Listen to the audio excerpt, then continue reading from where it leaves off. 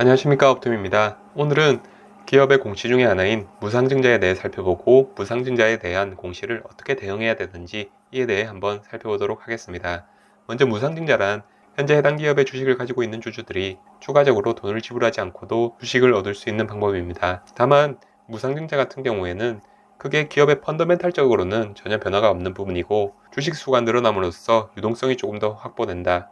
그리고 보통 시장에서는 호재라고 받아들이는 부분이 무상증자를 하게 되면 자본금이 늘어나는데 자본 대비해서 자본금이 늘어남에도 기업이 꾸준히 흑자를 기록하면서 자본 잠식을 막을 수 있는 이런 부분으로 볼 수 있는 기업의 펀더멘탈적인 측면에서 조금 호재로 볼 수 있는 부분이 있지만 사실 꾸준히 흑자를 기록하는 기업의 경우에는 펀더멘탈적으로는 전혀 큰 변화가 없다 이렇게 볼 수 있는 부분이고 단지 회계적으로 조금 바뀌는 부분 그리고 외적으로 시장 측면에서는 유동성이 확보됨으로써 조금 주식 거래가 활발해질 수 있는 부분이 있다. 그리고 시장 참여자들의 관심을 얻음으로써 한번 주가를 상승시킬 수 있는 모멘텀으로 만들 수 있다. 이런 부분에서 조금 시장 측면에서 그동안 호재로 받아들인 측면이 있습니다. 무상증자 자체가 기업의 펀더멘탈적으로는 변화가 없는 부분이기 때문에 여기서 무상증자를 어떻게 대응해야 될지 그리고 무상증자의 공시를 한번 살펴보면서 조금 더 세부적으로 살펴보겠습니다. 먼저 최근에 공시가 있었던 MBT의 사례로 알아보도록 하겠습니다. MBT의 무상증자 결정 공시입니다. 현재 MBT 같은 경우에는 한 주당 한 주의 주식을 배정하는 1대1 무상증자를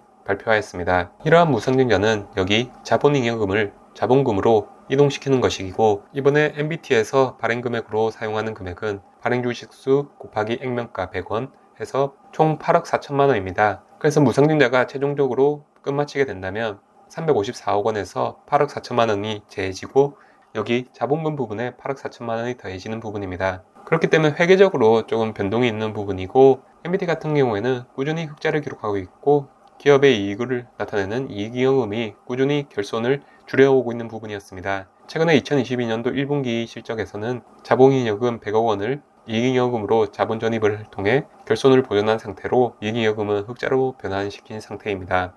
이전부터 꾸준히 결손을 계속해서 줄여온 부분이기 때문에 앞으로도 크게 문제가 없을 것 같습니다. 지금 현재 MBT 같은 경우에는 1대1 무상증자를 했기 때문에 기존에 840만 주에서 추가적으로 840만 주를 1대1로 추가되어서 총 무상증자가 끝나고 난 후에는 1697만 주가 발행주식수로 변동이 됩니다. 무상증자를 하기 위한 금액 계산 방식은 무상증자가 추가되는 주식수 곱하기 액면가입니다.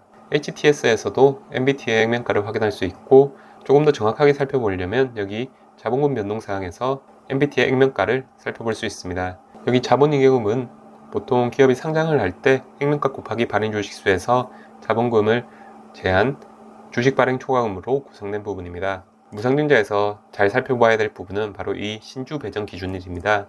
이번 MBT 같은 경우에는 신주 배정 기준일이 5월 31일입니다. 신주 배정 기준일에 이 영업일 전까지 주식을 가지고 있어야지만 해당 주식에 대해서 무상증자를 받을 수 있는 권리를 가지게 됩니다. 이 권리라기는 더 이상 무상증자를 받을 수 없기 때문에 이번에 배정받을 주식수 비율만큼 인위적으로 주가를 떨어뜨린 후에 장이 시작됩니다. 이 영업일 전인 이때까지 신주를 배정받을 수 있는 효과가 있었고 다음 날인 5월 30일은 권리락일로 더 이상 무상증자를 받을 수 없는 상태이기 때문에 인위적으로 주가를 떨어뜨려서 장이 시작되게 됩니다. 이 같은 경우에는 전일 종가가 원래는 17,600원이었고 현재 주가 이 수준 자체는 현재 수정주가를 적용하지 않고 이전 상태로 한번 살펴본다면 전날의 종가가 17,600원이었고 권리락을 통해서 이렇게 주가가 떨어진 것을 볼 수 있습니다. 이렇게 주식수는 늘어나고 인위적으로 주가는 그 비율만큼 떨어뜨렸기 때문에 시가총액은 변동이 없는 상태입니다. 그리고 주가를 인위적으로 100%만큼 지금 줄인 부분이기 때문에 수익률이 마이너스 47%로 지금 매도한 게 찍힌 상태이고 실질적으로는 2.4%의 수익을 얻은 상태입니다. 저는 오히려 무상증자가 발표되고 난 후에 권리락일 전일에는 매도를 하는 것을 추천드립니다. 왜냐하면 현재 수량 절반은 매도를 하면서 2.4%의 수익을 얻은 상태이지만 만약 6월 21일 이 영업일 전에 현재 주가 수준이 이전에 제가 매수한 8,900원대보다 더 하락해서 주가 수준이 형성된다면 저는 마이너스가 난 상태이기 때문입니다. 그렇기 때문에 나머지 무상증자 물량이 입고되기 전까지는 저는 어떻게 대응을 할 수도 없는 부분이고 아예 전일에 미리 매도를 하고 추후에 권리락에서 눌러주는 단기 반등을 노릴 때 한번 들어가거나 아니면 추후에 신주까지 모두 상장이 된 무상증자가 끝난 후에 차트를 보고 들어가는 것을 추천드립니다. 사실 MBT 같은 경우에는 현재 기업의 공모 확정가인 19,000원 여기에 무상증자 100%를 나누어주면 9,500원 수준에서 공모가가 되어 있는 부분이고, 현재 공모가보다도 낮은 수준이기 때문에 그렇게 위험한 수준은 아니고, 현재 차트적으로도 밑에 현재 지지를 해주면서 조금 버텨주는 모습이기 때문에 추후에 여기서 반등을 하지 않을까.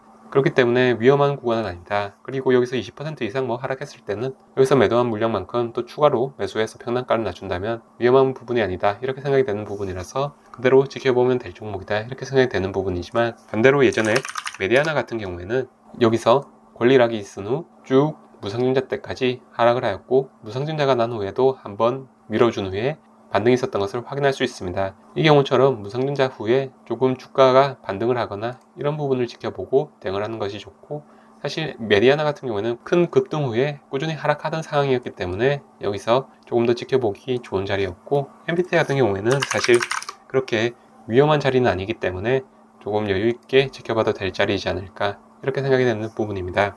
다만 최근에 노터스 같은 경우에는 5월 9일 1대8 무상증자 발표를 했었고, 여기서 큰 주가 상승을 했습니다. 그래서 여기 권리락일 전에 미리 매도를 하는 것이 좋은 부분이, 권리락일에 현재 상한가를 기록하면서 강한 상승은 보여주었지만, 만약 추후에 노터스의 신주 상장 예정일인 6월 22일까지 현재 여기 이 주가 수준보다 더 높게 주가가 형성되어야지만 나머지 8주에 대한 수익을 얻을 수 있고, 만약 나머지 8주가 여기 신주 상장 예정일인 6월 22일 이 7,700원 여기보다 낮게 지금 주가가 형성된다면 나머지 8주에 대해서는 큰 손해를 볼 수밖에 없는 부분이기 때문에 약간 기우제식으로 조금 더 버텨주기를 바라볼 수밖에 없는 상황이기 때문에, 이런 자리에서는 한 주로 30%의 수익은 얻었지만 나머지 8주로 10%의 하락만 있더라도 더 큰 손실을 입는 자리이기 때문에, 이렇게 무상증자 발표로 큰 급등이 있었던 종목 같은 경우에는 무상증자를 받지 말고 지켜보는 것이 나을 부분이고, 아예 바닥권에서 무상증자가 발표나는 부분은 조금 여유있게 들어가야 되지 않을까, 이렇게 생각이 되는 부분입니다. 오늘도 영상을 시청해 주셔서 감사합니다. 감사합니다.